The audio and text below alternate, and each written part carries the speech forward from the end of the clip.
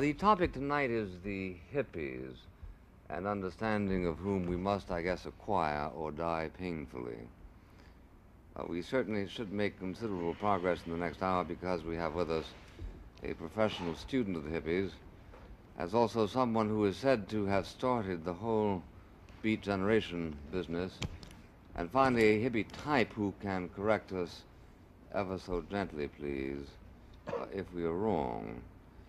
Mr. Louis Yablonsky is a sociologist who studied at Rutgers and took his doctorate at New York University and teaches at San Fernando State College in California, where he is chairman of his department. His first book, which focused on teenage gang life and drug addiction, prepared him for his magnum opus, which is called The Hippie Trip, a first-hand account of the beliefs and behavior of hippies in America. Mr. Jack Kerouac over here became famous when his book On the Road was published. It seemed to be preaching a life of disengagement, making a virtue out of restlessness. The irony is that when the book was belatedly published in 1958, 7 years after it was written, Mr. Kerouac had fought his way out of the Beat Generation and is now, if not exactly orthodox, at least a regular practicing novelist whose 13th book, The Vanity of Delos, is widely regarded as his best. Mr. Ed Sanders is a musician, a poet, and a polemicist. He is one of the Fugs, a widely patronized combo. He has published 4 books of poetry and has vigorously preached pacifism for a number of years. I should like to begin by asking Mr. Sanders whether we have serious terminological problems. For instance, are you a hippie, Mr. Sanders, and if not, wherein not? Well, I'm not exactly a hippie. I mean, I have certain sentiments for that, quote, hippie movement, unquote. I would say that I'm different from the hippies in that I would have a more radical political solution to the problems of this part of the century. And I have my roots more strongly in, say, the classical tradition and in poetry and literature, rather than in dope and street sex. This you think... and you published that magazine called what?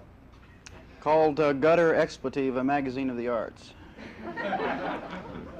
Well, now, do I understand from this that we are supposed to make the inference that the hippies don't have a highly developed political schedule, a highly developed political ideology? Is it the problem with the terms like hippie is that they have a definition foisted on them by the media, and that the word hippie is has been limited by the necessities of the type of journalists that promote it.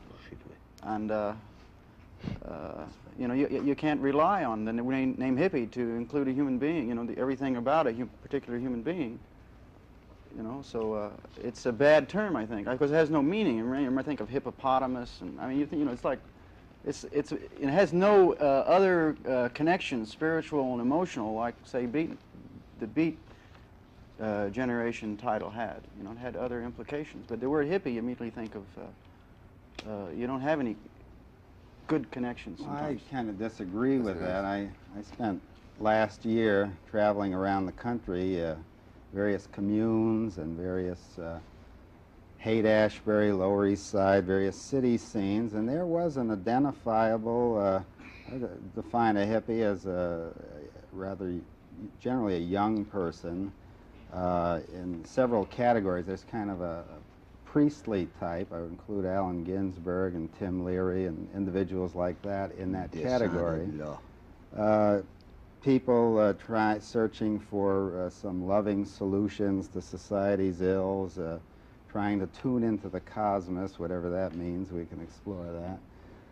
Generally using psychedelic drugs, and then there's a whole cadre of individuals whom I've termed novices, who are attempting to achieve a certain transcendental state.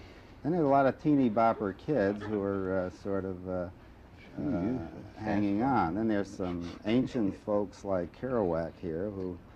Why couldn't you keep quiet while I was talking? I'll keep quiet when you talk. Yeah, yes, that's a fair enough, isn't it? What? I think that's fair enough. Your You request. said cadre. It's cadre. Well, I'm sorry. Spanish I word. apologize. Right. My semantics aren't. And I showed my thumbs down to Ginsberg over there in the back. Oh, he's a nice fella. Yeah, we'll throw him to the lions. Well, what about it, Mr. Kerouac? You're exercised about something, or by something. Restless is is it true. that, You had the right word. Restless is right. Well, what is it that that in your judgment distinguishes the hippie movement from, for instance, or simply a routine Get your radical question over political with. What? movement? No, I interrupted your sentence.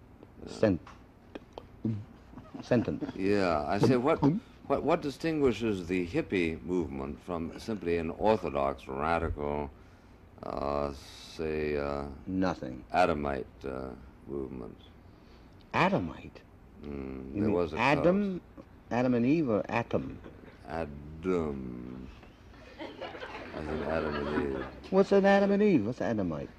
Where they all wear their hair long, layers, in caves? Yeah, and sort of back to nature and Well, that's all right. exclusive concern for They might one's have own to in due time after pleasure. the Adamite bomb.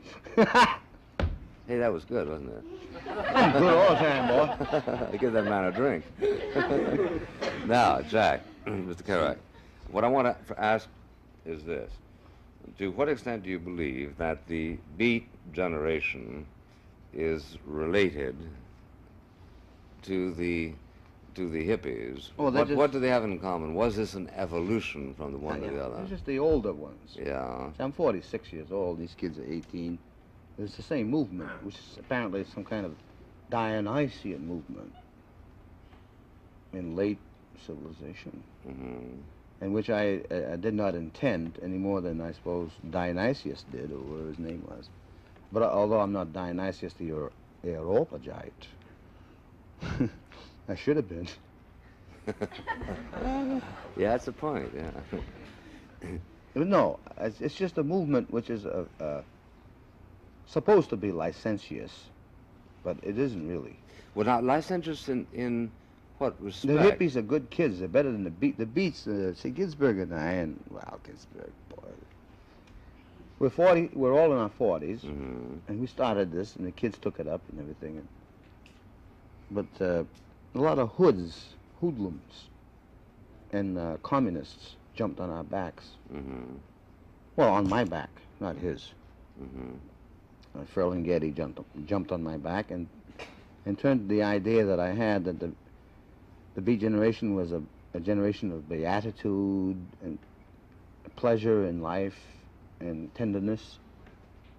But they called it in the papers a Beat mutiny, Beat insurrection. Words I never used. Being a Catholic, I believe in order, tenderness, and piety. Well, then your point was that a meeting, that a movement which you conceived as relatively pure has become ideologized and misanthropic and generally A movement that was objectionable. No, a movement that was considered what? Pure. Yes, it was pure in my heart.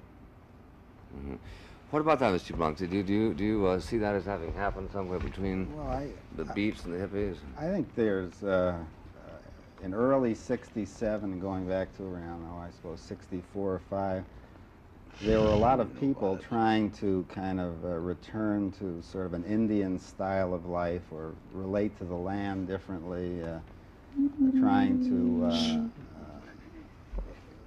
to love each other and communicate, be more open with each other. And I think recently it's taken a turn in a violent direction. A lot of responsibility, I think, is due to drugs like methadone, the amphetamines, and perhaps the overuse, because it's been around for quite a while now, of drugs like LSD. What about the herring?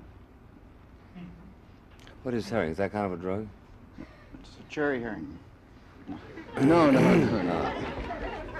Kerouac still Sour on, cream is and out herring. of style. He's still on alcohol, which is, you know, I'm on there alcohol there are and other another drug. drugs now. That, How about that, Miss Sanders? Is that out of style? Well, you mentioned misanthropic and objectionable. I think that Misanthropic. many of the so-called misanthropic elements of this generation are due to the war, Let me talk. and that you have a surly generation of draft-eligible but literate and articulate people who are confronted with the hideous probability of having to go Yes, to an Asian land war, and that so they have to go to war, and they're faced with this looming, gloomy future, and that rather than die in Vietnam, they'd rather prepare themselves to articulate a lifestyle in the streets and in the open that really reflects something they really want to do, rather than this other thing you have to do later on they don't really believe in and they will do because push comes to shove. Most kids go to war. You know. Of course, the trouble with that is it doesn't account, for instance, for the restlessness in, say, Paris, where they don't have that particular problem, does it? Well, that's the up against Who's the wall Daniel syndrome. Cohn-Bendit?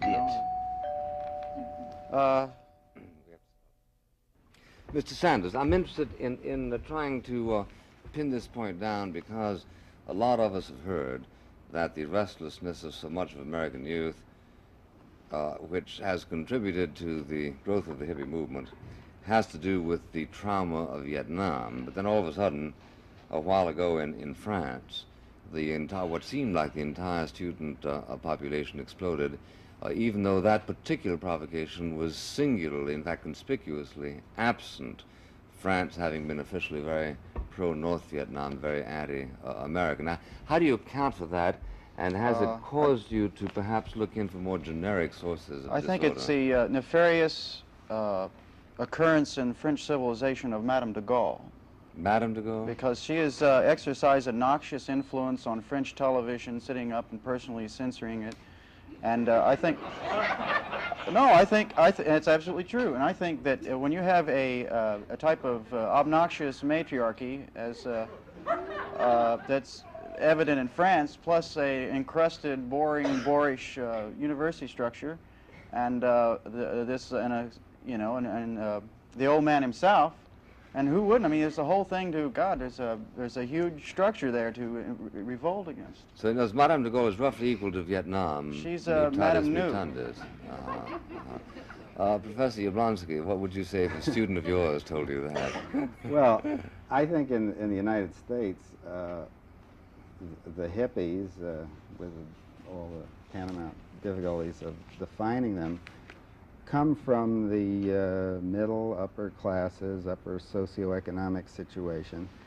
And these are generally people who have tasted the best that American society seems to have to offer. They have access to all the goodies, and they're turned off by it. They feel that it's kind of a plastic society. There's no room for political change. I'm talking about the pure hippie. The pure hippie isn't particularly involved in politics. He's sort of retreats from that. He's withdrawn from it.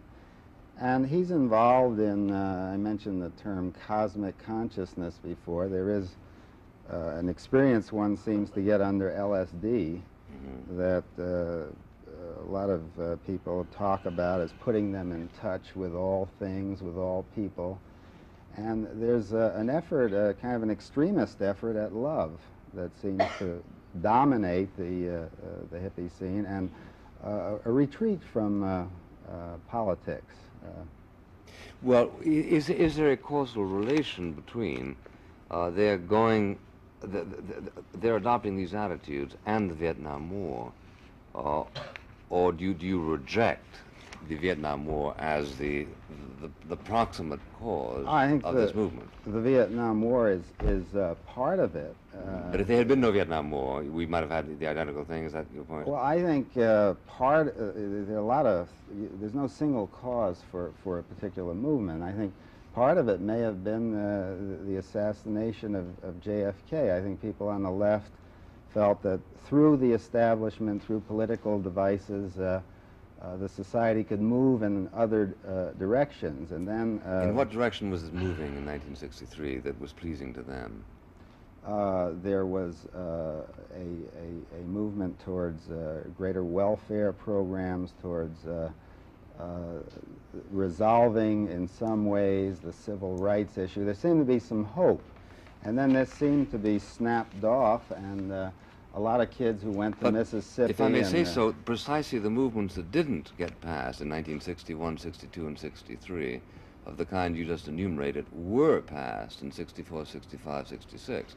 So there would seem to be almost a negative correlation between the civil rights legislation and welfare passages and the growth of the movement. I think if you could cross-compare the limited JFK administration and the rather lengthy LBJ administration, I think the LBJ situation has kind of been going through the motions of doing something. And there was a certain, I feel, and a lot of people have told me this, spirit afoot in the country. And there seemed to be a bit of a revival with Bobby Kennedy, and here again, and to some extent the McCarthy involvement.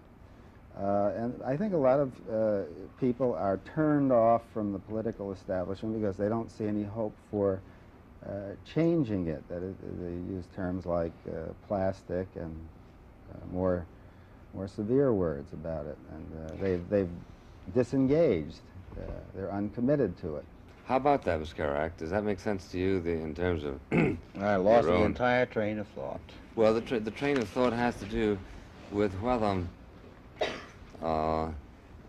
whether in the last few years people have ceased to look at the political processes as profitable in terms of bringing on the kind of world they want to live in.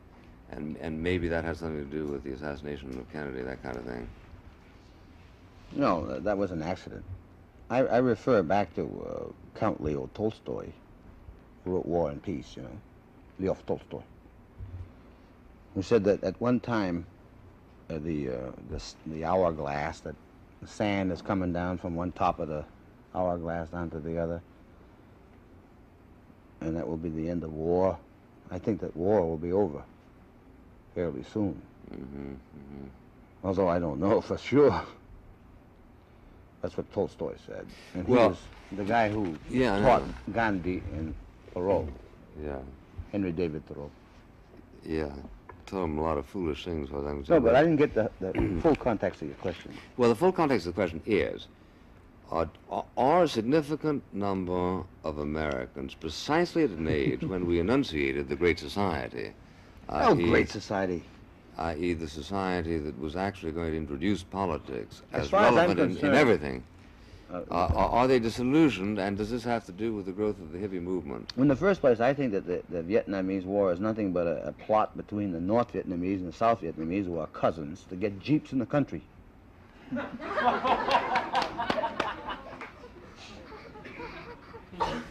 And as for... They're not very good plotters, are they? Well, they got a lot of jeeps. I think they're pulling the wool over our eyes, and we're little American lambs. They turned out to be more expensive than Sears Roebuck jeeps. Yes. Didn't they? But that's what I really think there.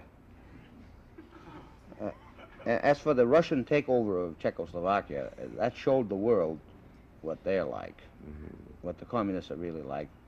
They're really fascists. Well, yeah, I don't guess anybody doubted that except maybe Mr. Sanders, right? Oh, I think it was a terrible thing, you know. And if I were in Czechoslovakia and a Czechoslovakian student, I'd be putting out an underground newspaper and doing my best to. Called what? Called Gutter Expletive.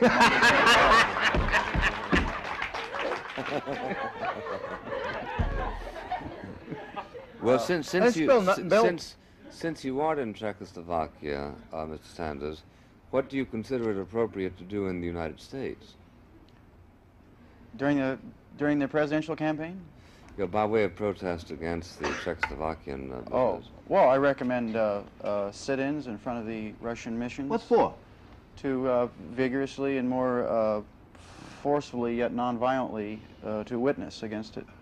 And I would advocate writing articles and advocate, maybe going to Czechoslovakia. I mean, the Fugs are going to Europe in a couple of weeks, and we may You're going to bring your carbines? We're going to the Essen Song Festival in Germany. We just may try to freak across to Czechoslovakia to visit Kafka's birthplace, I guess. Was he born in Prague? Yeah.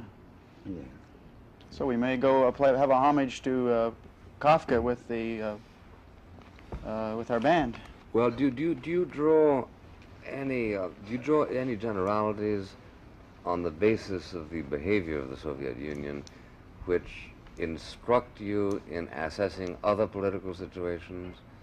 Like Mayor Daley in Chicago. Mm-hmm. And what are those? Well, those are that when you attempt to essentially peacefully gather together to press a point about a war or about a freedom or about freedom of journalism, that when you're confronted with people like the Soviet leaders and like the leaders in Chicago, namely Mayor Daley and Mr. Stahl and Mr. Barger of the Chicago municipal office, that you're confronted with essentially the same position. You're allowed, you're clubbed, you're maced, you're gassed, you're freaked, zapped, pushed over. If you're an old lady, you're thrown through a plate glass window. If you're a cripple, you're thrown against a street light.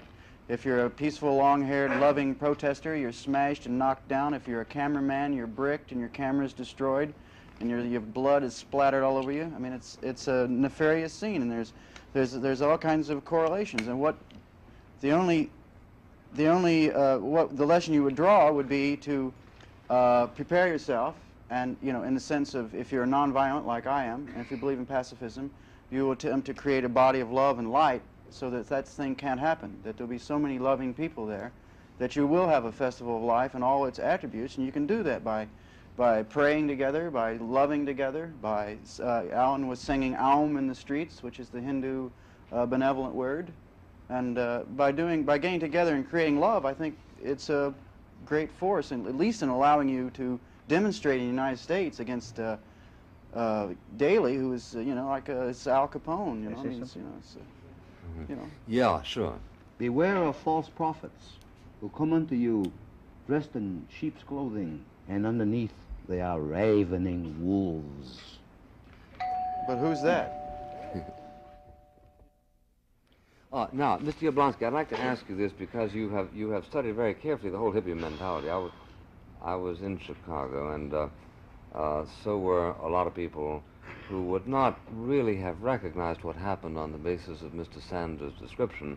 But I do think that Mr. Sanders means it. In other words, I think that he really thinks that cops were looking for old ladies to maim and gentle people to savage. And that, and I think that the fact that he thinks it is interesting. Now, what happened? Is this, yeah, I know, sure, yes, yes.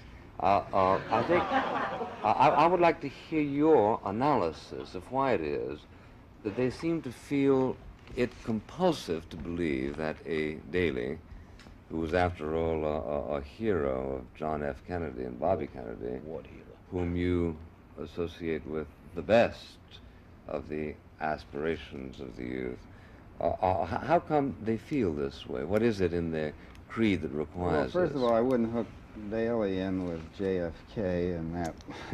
he's a big city boss.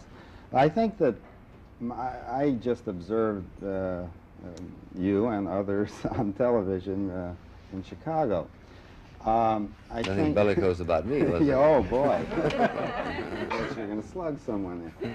But I think that if the people who were involved with the hippies or the yippies had been permitted to sort of do their thing and to chant and to have a peaceful march. But their thing involved the assassination of a few Democrats, didn't it? No. Oh, no, Absolutely not at all. not. In some No, cases, I think there were around maybe 10,000 young people there who would have sang peace songs in the park and done things like that. Now, I do believe... But in fact, they threw bricks, and Oh, in fact, some well, of I them wanted think to assassinate a few people. there was apparently a lot of frustration Yeah.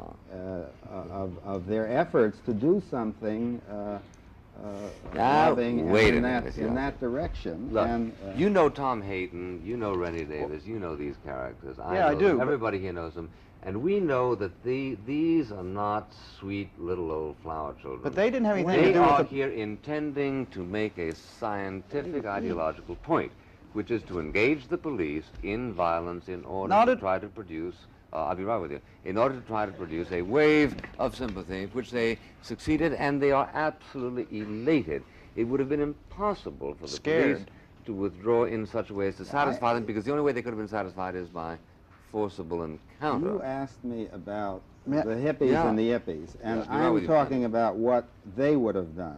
Now, I tend to agree with you that there were other segments of the population, possibly including the Blackstone Rangers, Can I say something? and other groups who were prepared to stir something up if it didn't happen. But I think there was such an overreaction and such a trigger finger kind of situation that these kids began to open the thing up, and before anything could get going, there was a lot of smashing. And then the others moved in, and I think there would have been kind of a love-in type of scene in Chicago by a large segment of the young people. If you could have separated the two, yes. Well, Mr. because they were very clearly separated until they were mixed together. There were two movements operating in Chicago. The Yippies wanted Lincoln Park, which is many, many miles away from the amphitheater and is many miles away from the Hilton.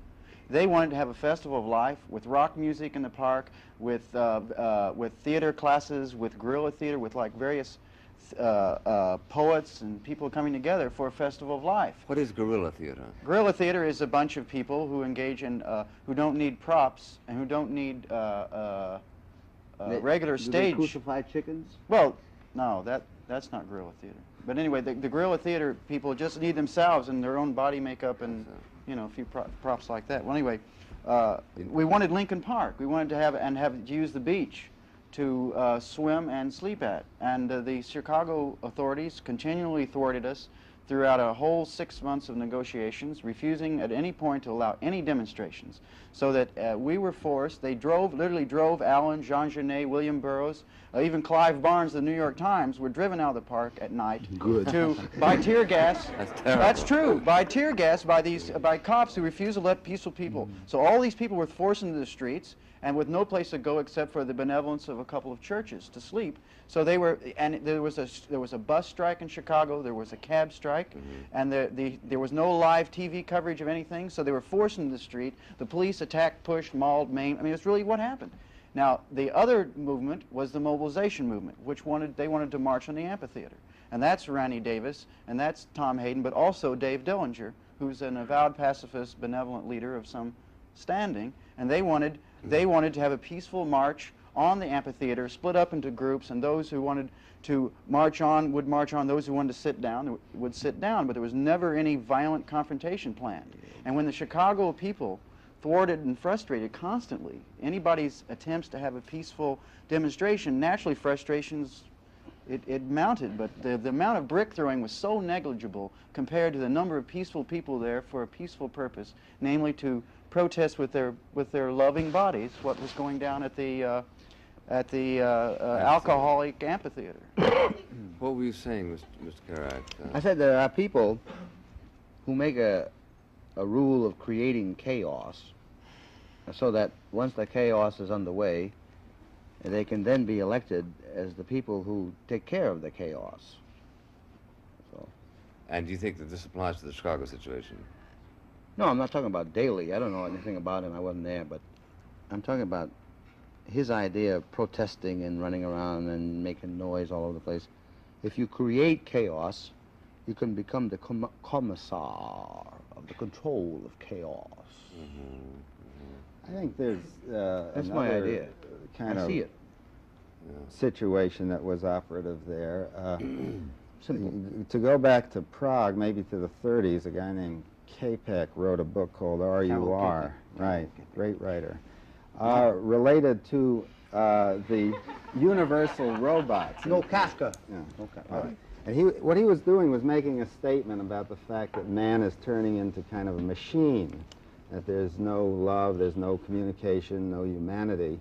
And in Chicago, we had a political machine, which was airtight plastic, solid as a rock, and here were some antagonists, but not really antagonists. They were people who were trying to be spontaneous, to do something else, to loosen the situation up. And we had these forces kind of at opposite ends of the continuum, and a clash took place.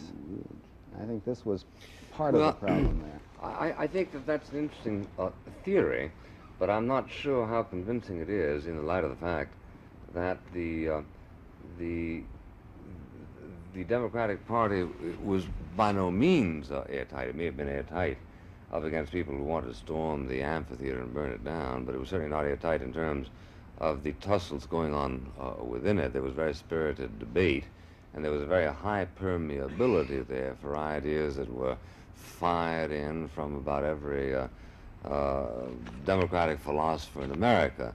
Now, in other words, this was not a Tito-like neat little nominating session. It looked for a while as though Teddy Kennedy would be nominated. I think there was lip service given to an open convention, but I think at the heart of the matter, it was all set. Now, wait a minute. Right down to the...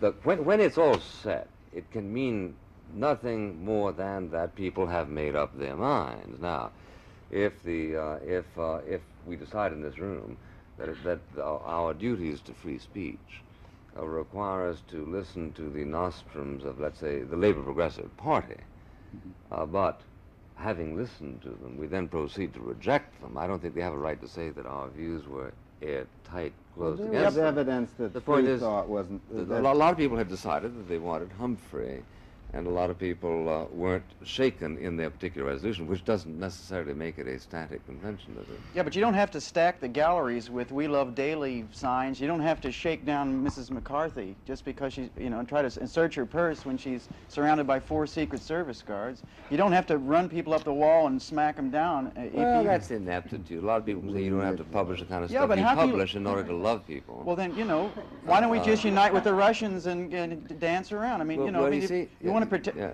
You know what my mother calls Humphrey? I don't know. Flat-faced floogie with the Floyd. I gather. I'm surprised he wasn't nominated as vice president. And you know what Agnew's real name is? Anagnostopoulos, which means the son of the reader. And in Messenia, in ancient Greece, the Turks had taken over ancient Greece, Messenia. Yeah. And they said, don't read, you're censored. And his father read all the books, the Bible and everything. And said that's a someday very you'll become proud vice name. president. Huh? I said someday you'll become vice president. Aye. Now, the reason that And I my think all this father, is my mother, and my interesting- sister and I have always voted Republican. Always. We voted for Hoover. For Have you God's no sake. ambition? I was 6 years old voting for Hoover. Kicking He's autumn on leaves your around side. the gutters. Well, see, the only thing that the type of police state oppression forces on us is the next convention we're going to have to take 10,000 of us and run naked through the streets smeared with strawberry preserves or something. I mean, Maybe I could lick you. my wife, maybe. No, but I mean, I say, I mean, it's they force you into an incredible position in the world when you want to protest or you want to make your voice known in a benevolent way, and yet at the same time you're pushed and clubbed, and You make yourself famous by protest. that's not who does, not You. me. No, why? Make myself famous by singing smut. I made myself famous by writing songs and lyrics about the beauty of the things that I did and the ugliness too. You're a But great you make poet, I yourself will famous admit. by saying, down with this, down with that, No. throw eggs at this, throw eggs at that. I Take hope it not. with you. That's not what I want. I cannot use your abuse, you may have it back. Okay, you're a great poet, and we admire you. In fact, it's your fault that we're like... Now, Mr. Yablonsky, in your book, you list what you call the psychedelic creed, and I take it that these are articles of faith to which most hippies would adhere. And I think it would be interesting to check them out with Mr. Sanders and Mr. Kerouac. For instance, you say that the hippie movement is a spontaneous evolution. It is not a heavy worked-out plan, right? Most people agree with that. I would say that those creeds are kind of summarizations based on several hundred interviews with people on the scene, right, and what they say. It's not especially what I say. I know. Yeah, it wasn't handed out in some tablet, but you infer it. Yeah, okay. Now, then you say, drugs are a key to the God in men. Drugs are sacraments for a greater knowledge of the universe. Drugs are a vehicle to a cosmic a consciousness. Is a considerable consensus on this point? Well, a lot of people in the movement do take the position that the way that every man is a god, and it's a very individualistic kind of a movement. Each individual should be free, in quotes, to do his own thing, whatever that may be. It's rather anarchistic, actually, and I think here are the seeds of its failure. How are standards arrived at in hippie culture on the basis of which one decides whether somebody's thing is Teacher? insufferable? Teacher? Mm-hmm. Well, I just want to finish this, and then I saw someone assaulting someone at a commune up in Northern California, and I started to intervene, and several people rather gently said, "Well, he's just going through his violence bag. Let him do his own thing." And I said, "Well, what if he kills him?" You know, and their position was everyone should be free to do their own number. I don't share this view, but this is part of the Do you endorse that particular impulse, Well, Sanders? I've seen a lot of communes, and I've never seen a commune that really tolerated violence. I think that's one of the chief characteristics of a community of free people, that they're there to get away from violence. And when there's like drug-induced violence or other types of violence, it's generally, in my view, in my experience, it's generally quelled. You mean kibbutzes? No. Well, that's one part of it. Every commune I went to, I saw some degree of violence and anarchy and chaos, and they would tell me that about another one, and I went to around 4, and the last one was it was way back in the hills, and I was rather frightened because there was a rather high degree of violence. There were a lot of people freaked out on drugs. It was a rather chaotic scene. And how do the victims of this violence characteristically react? Ouch. Hurt?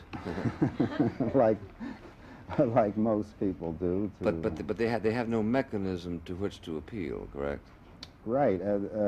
This was one of the few times in my life I wish there were police around. There goes the black flag of anarchy. Well, would you say that their leaders are, quote, spontaneous? They're not pushy leaders who are self-appointed. They're selected by hippie constituents because they are, quote, spiritual centers. How are they selected, and what authority, once selected, do they have? Well, the theme, the philosophical theme, would be that certain individuals are purer, more loving, more tuned in to nature and other people than others, and that people seek them out as leaders. What authority do they have? They deny having any and claim to have no power. So that a victim in one of these situations would get nowhere by addressing his complaints to the, quote, leader, because the leader would have no authority to redress those grievances. Well, there's no tight organization. Are we talking about reality or not? I mean, you know, I've never seen such a situation where he's talking about he's been in 4 communes. He's written a book about it. He's observed it with his own eyes. But he's talking about a type of, say, a desert commune or a commune that's isolated from the fabric of the police fabric. Now, I'm familiar with the communes in New York City, for instance, where you're constantly reacting and relating to the so-called other world, you know, with it, and you know, you're really you're really never without police protection. You know, everybody usually they have a phone or something. Well, up in Big Sur, Yeah, and places like that, you're, you know, people the point is that wiped out. there's no. You see, I think we're emphasizing violence, and it doesn't have Here to. I sit, and I was at Big Sur. When were you there, Jack? Oh, get off of it. I lived You alone. there lately? I lived with a mule up there. Well, is it okay for a hippie to call the police when he needs help, or is that considered anti-something? Sure, you got some snuffer gonna get you. You say you call the police, of course. Why not? I mean, you know, you're attaching all these theoretical tags. That's the problem with using the word hippie, in that it's a tag. You know, you can't say they're anarchistic to the degree they all have middle class equipment. A lot of them, and they can plug right back in. You know, it's easy. Gee, let's see. You know, police. Yeah, right. You dial. You know, I mean. You know, 911. Right? Isn't one of the goals of a lot of people on the scene to turn off all middle class values and to tune into some other sense of reality? Nixon is the middleman, man for the middleman, Well, and Agnew. You know, I think the Leary's.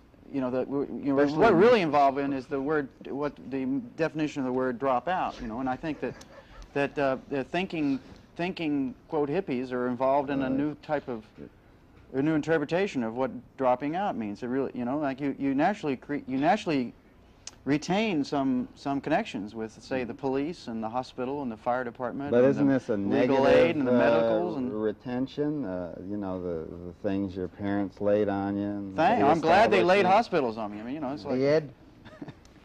Huh? You hear me, Ed? Sure.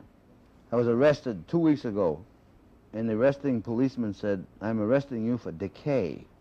What the devil was that? I assume he was able to prove it. This may be the start of a new movement.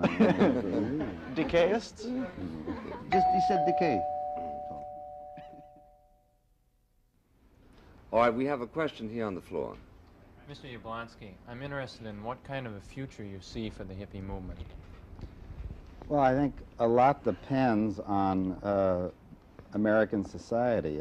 If it becomes more open and less plastic, more loving, and a lot of the rigidified institutions that have developed, like a lot of our families and whatever, if things begin to change, there won't be any need for people to react in a rather extreme form, looking for love. It will be found in the regular social system, and in that case, it will disappear, or it may grow if things become more rigidified, or if Nixon gets elected. I'd like to comment on that and reply that it may very well grow to the extent that we all encourage intellectual irresponsibility and be personal irresponsibility. It may very well be that the psychologists are correct who say that precisely what has encouraged the hippie movement to become irresponsible is a complete lack of leadership. It may be that when we start writing books about them, we ought even to muster up the courage to say certain things they ought not to be permitted to do. Yes, question over there. Would any of you regard the hippie movement not only as a reflection of the inadequacies of the society as a whole, but also as a manifestation of the psychological inadequacies of the individual hippies themselves?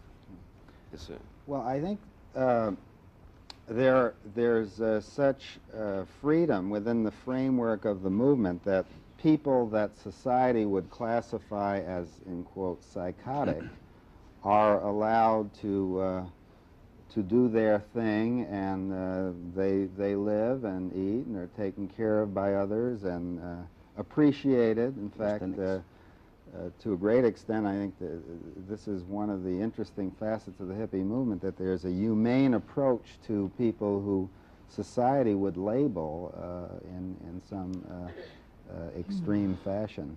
And so there are a lot of young people who are who don't make it through the usual channels, who find a life for themselves on the hippie scene. But the question itself poses a methodological challenge, doesn't it? Because it's hard to establish by mutually agreed on means what normalcy consists in, right? Right. I mean, maybe Mr. Sanders is normal for all we know. Maybe I am too. Well, if people get nude, as Ed described, and put strawberry jam on, I think he said strawberry, and run through the streets, as you know, if hundreds, scatological there, hundreds Sanders. do this, it's kind of a movement. If one guy does it, he'll get arrested in a moment. Yeah. Well, unless he gets some followers. Yeah. Yeah. Oh. Of course, it's all very Why well do you to want imitate, followers? St. Francis. All I one don't has to do is want be any. like him, which is That's another what you said. talent. Did you want to comment on that, Mr. Kerouac? Sorry. I was asking why he wants followers. Who? Him. Mr. Sanders? Abramowitz, or what his name is. Don't be anti-Semitic with me. I happen to be Jewish. That's My the name is classic answer, Yablonsky. isn't it? Yeah. What is the classic answer? To call you by your name. Well, why'd you call me Abramowitz? I don't know. Well, what is it? Yablonsky. Oh, Yablonsky. Well, let's see. Hey, It's Polish. you didn't mean to be rude, did you, Mr. Kerouac? Come on now. No. I thought. I So we forgot his apologize. name. Now, did you want an answer to that question? Which question? Well, the question, obviously not. So we Yes, have a lady I'll over answer the here. question over there about the methodological. It's about emotional paraplegics. That's what No, what was the question you want Let's me to get another one. No, no, No, okay. maybe one. This lady's been waiting. I very can patiently. answer that one, too. Yeah. You know. I can answer any question. Here's one for you. Now, wait a minute. As far as the hippies and the people who live in the communes and those who work in the bands, do they plan on making it a lifetime occupation? Like, are they just going to sit down and watch the world go by? Because they don't Well, really do anything. That's not what they're doing. Well, everybody sits down a part of their time and watches the world goes by. But the people who live in communes, what are they doing? Are they adding they're anything living. good to the... It's called. It's like there are certain religious movements, like the Brethren or the Quakers, who don't believe in proselytizing, but live by example. And you'll never get any queries from the Church of the Brethren to join their belief. But at the same time, they try to live an exemplary life, and that's probably the main motivation behind a commune life. You know, rather than say, "Come here and join us," they would show an example and hopefully accrue. Do you plan to be a fug when you're 50?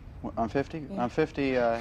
I plan to be an emotional paraplegic, smoking peace herbs. Neurasthenic psychotic.